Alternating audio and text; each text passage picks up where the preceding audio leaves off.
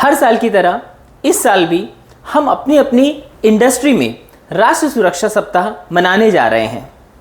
राष्ट्रीय सुरक्षा सप्ताह 4 मार्च से लेकर 11 मार्च तक मनाया जाएगा। अब बात यह है कि राष्ट्रीय सुरक्षा सप्ताह मनाया क्यों जाता है। राष्ट्रीय सुरक्षा सप्ताह इसलिए मनाया जाता है ताकि हम अपनी अपनी इंडस्ट्री में सुरक्षा को प्रमोट कर सकें। जैसा कि हम सभी जानते हैं कि एक सेफ्टी ऑफिसर की लीगल जो ड्यूटीज़ हैं उनमें भी ये लिखा गया है कि सेफ्टी को प्रमोट करना उसकी एक महत्वपूर्ण जिम्मेदारी है। तो ये एक बहुत अच्छी अपॉर्चुनिटी होती है कि सेफ्टी ऑफिसर अपनी अपनी रेस्पेक्टिव इंडस्ट्री में सेफ्टी कल्चर को अच्छी तरीके से प्रमोट कर सके। और याद रखें कि इसका यह अर्थ नहीं है कि सिर्फ इस एक हफ्ते में ही सेफ्टी कल्चर को प्रमोट किया जाए। यहाँ हम नीतियाँ बनाते हैं और उन नीतियों को साल भर आगे किस तरीके से ले जाना है इन पर हम ध्यान देते हैं। अब बात करते हैं कि राष्ट्रीय सुरक्षा सप्ताह ये मनाना कब से शुरू हुआ और किसने इस चीज़ की शुरुआत की। तो नेशनल सेफ्टी काउंसिल यानी कि राष्ट्रीय सुरक्षा परिषद, इसने राष्ट्रीय सुरक्षा सप्ताह मनाने की शुरुआत की थी। नेशनल सेफ्टी काउंसिल की शुरुआत या फिर नेशनल सेफ्टी काउंसिल की स्थापना 1966 में हुई थी और पहला राष्ट्रीय सुरक्षा दिवस या फिर पहला राष्ट्रीय सुरक्षा सप्ताह 1972 में मनाया गया था। इस तरह यदि देखा जाए तो 2026 में जो राष्ट्रीय सुरक्षा सप्ताह मनाया जाने वाला है वो 55वां यानी कि 55th राष्ट्रीय सुरक्षा सप्ताह होगा। और इस साल राष्ट्रीय सुरक्षा परिषद यानी कि नेशनल सेफ्टी काउंसिल ने इसको मनाने के लिए जो थीम हमें दिया है वो थीम है engage, educate and empower people to enhance safety. इसका मतलब क्या है? इसका मतलब यह है कि आप अपनी अपनी इंडस्ट्री में लोगों को इंगेज कीजिए, लोगों को एजुकेट कीजिए और लोगों को एम्पावर कीजिए ताकि आप अपने सेफ्टी कल्चर को बेहतरीन बना सकें।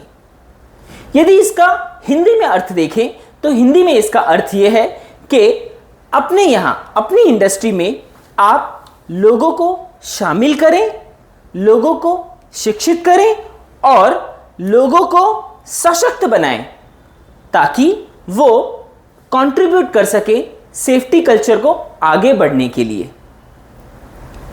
अब इन चीज़ों को समझते हैं कि प्रैक्टिकली ये चीज़ें होनी कैसे हैं। सबसे पहले बात करते हैं शामिल करने की, that is nothing but engaging people. लोगों को इंगेज करने का अर्थ सिर्फ ये नहीं है कि हम सेफ्टी वीक के दौरान लोगों से कुछ एक्टिविटीज़ करवा लें और इससे ही इंगेजमेंट खत्म हो जाएगा या फिर इससे ही इंगेजमेंट हो जाएगा। यहाँ हम नीतियाँ प्रिपेयर करेंगे कि हम लोगों को साल भर या फिर जीवन भर किस तरीके से सेफ्टी के प्रति अलग अलग तरीके से जागरूक करेंगे और उन्हें हमारी ऑर्गेनाइजेशन में किस तरीके से जागरूक करके सेफ्टी के हर चीज़ में शामिल करेंगे। अब अगर प्रैक्टिकली देखा जाए तो वो ये हो सकता है कि हमारे इंजीनियर्स, सुपरवाइज़र, टॉप मैनेजमेंट, इनको हमारी हर एक एक्टिविटी में किस तरीके से शामिल करना है।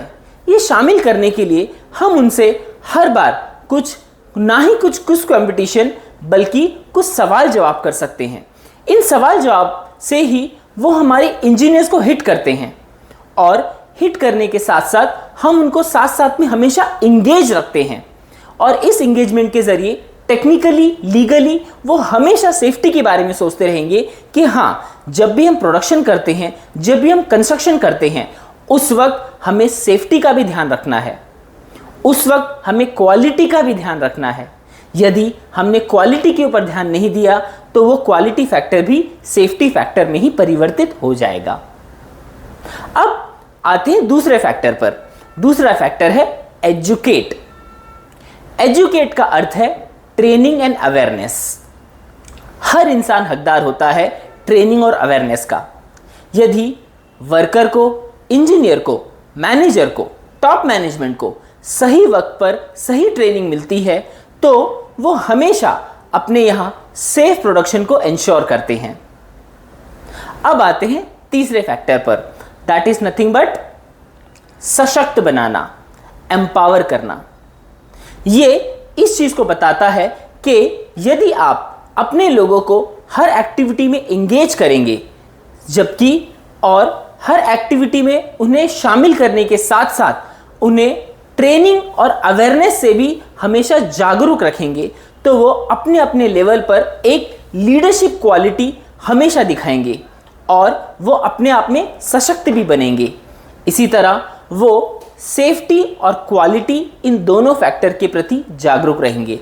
हम यहाँ सेफ्टी के साथ क्वालिटी इसलिए कह रहे हैं क्योंकि बहुत सारे ऐसे फैक्टर हैं जो यदि क्वालिटी फेल हो जाए तो वो अल्टीमेटली सेफ्टी फैक्टर में ही बदल जाते हैं। इसीलिए ये भी ज़रूरी है कि जब हम काम करते हैं, काम करते वक्त हमारा काम सेफ्टी और क्वालिटी दोनों के साथ हो। अब थोड़ी सी चर्चा करते हैं कि जैसे कि हम सभी जानते हैं कि मार्केट में ISO 45001 इन दिनों बहुत ज़्यादा मशहूर होता जा रहा है, तो हम इसे कनेक्ट करना चाहेंगे ISO 45001 के क्लॉजेस से। तो पहला हमारा रिक्वायरमेंट है लोगों को एंगेज करना। तो यहाँ पे ISO 45001 का clause number 5.4 that is nothing but consultation and participation of worker, वो यहाँ सही तरीके से बैठ रहा है। यदि हम लोगों को कंसल्ट करें और हमेशा उनका पार्टिसिपेशन लेते रहें हर चीज़ में, तो यहाँ हमारी रिक्वायरमेंट पूरी हो जाती है लोगों को एंगेज करने की। यही चीज़ ISO 45000 में भी रिफ्लेक्ट हुई है।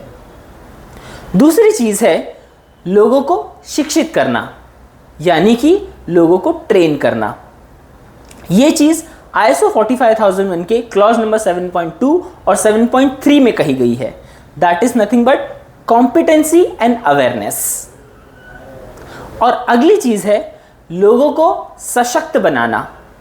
यदि हम ISO 45001 के क्लॉज नंबर 5.1 की बात करें, that is nothing but leadership and commitment.